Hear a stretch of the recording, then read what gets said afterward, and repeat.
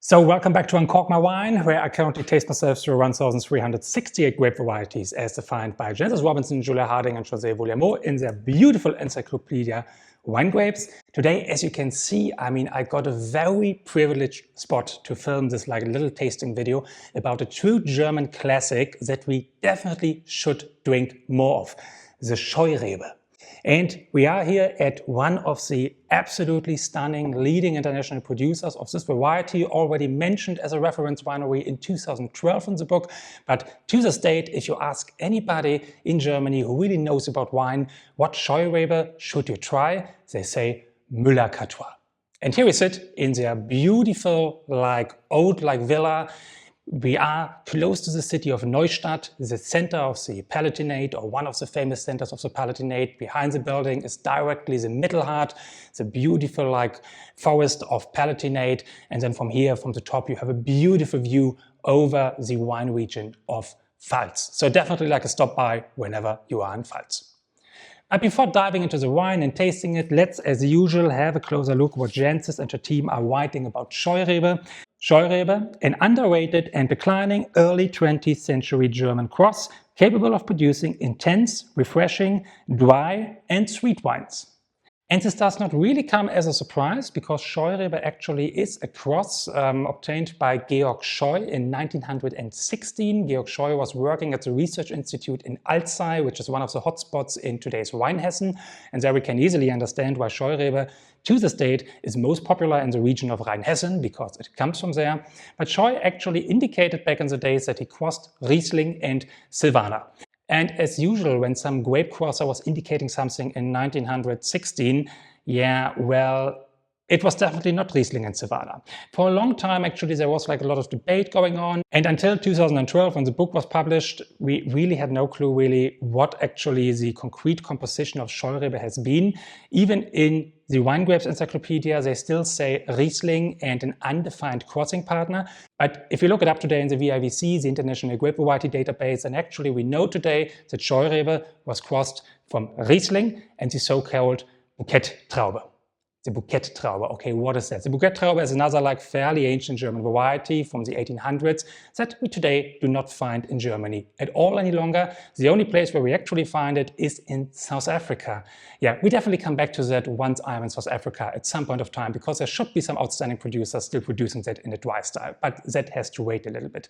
Bukettraube on the other side is a cross of Silvaner again and Schiava Grossa, which the Germans call for Trollinger, especially in Württemberg, a red wine variety. And this genetic link to Trollinger might explain why often in the literature the Scheurebe is explained as a grape variety that has these kind of blackcurrant and grapefruit aromatics. So more intense reddish aromatics a little bit in the undertone. But we'll come to tasting it a little bit later by Müller-Catoir. If you ever tried a great Scheurebe, except the one from Müller-Catoir that we're recommending in this video, or you had some similar experience with a grape variety, or any kinds of questions, remember to comment below the video, give some inspirations to other people, highly appreciate it. And then please also remember to like and subscribe to the video wherever you see it, because this subscribing to the channel really gives me a big motivation boost to continue this crazy endeavor of tasting 1,368 grape varieties and recording these videos. Thanks in advance. But now back to Scheurebe. So a funny side note about Scheurebe is actually about the name, because Georg Scheu, you clearly can see here, Scheurebe, there is a connotation, but actually his first idea was to call it Scheu's Liebling, which translates to Scheu's favorite.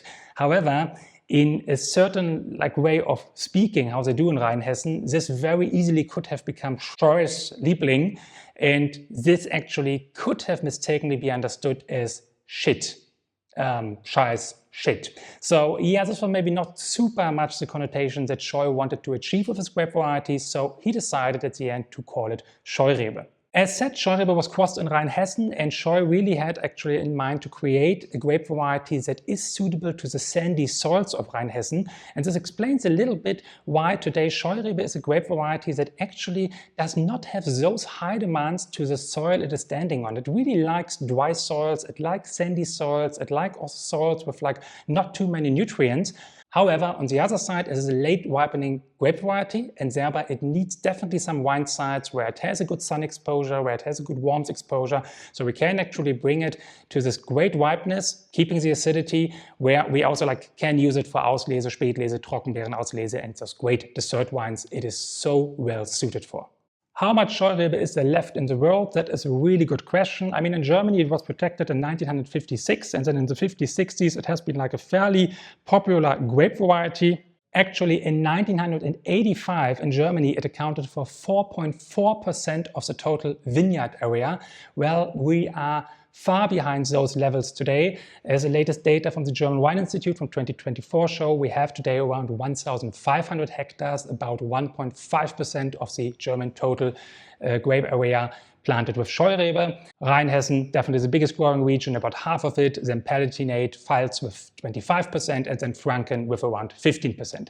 There are also still some significant plantings in Austria, and then we have a tiny bit of plantings in some strange places like New Zealand, and a little bit in the US, and a little bit in Canada. So really a grape variety in decline, but yeah, let's have a taste of Müller-Catoir Scheurebe. This is actually the Mandelring Scheurebe, so a first growth from the wine site Mandelring, which is located here around in beautiful, around Neustadt in Pfalz, about 140 to 200 meters in altitude, a nice southwards facing slope, surrounded by the Pfälzer Wald. So really good spot actually, also because of the altitude, to get a nice long sun exposure, warmth exposure, but then also benefit from this day and night contrast. Müller-Catoir, one of these old German grand estates dating back to 1744. Today the owner from the Catoir family is a ninth generation actually active working in the estate, located here in Neustadt, running around 24 hectares, really great Riesling, great Chardonnay, great Weißburgunder, but what they really excel at and what really is deep at the heart is the Scheurebe. This wine comes from 51-year-old wines actually growing on Kieselstein. So let's see first and foremost the color. I mean, what is really nice here, we see immediately, it's a first growth that had some time, that has some intensity. This is from the color already something that reminds us more of riper wines, of fuller wines. It's not as pale or something. It's really a lemonish, medium lemonish color. Beautiful to see. And then what is very typical for Scheurebe, it is a semi-aromatic variety, but it's not like Riesling pouncing out of the glass and shouting here I am. This is nice medium plus aroma intensity. We have beautiful peach aromas here, beautiful apricot aromas, really some ripe stone fruit. There's some quince. There's a very nice lemon meringue, maybe even already on the edge to grapefruit here.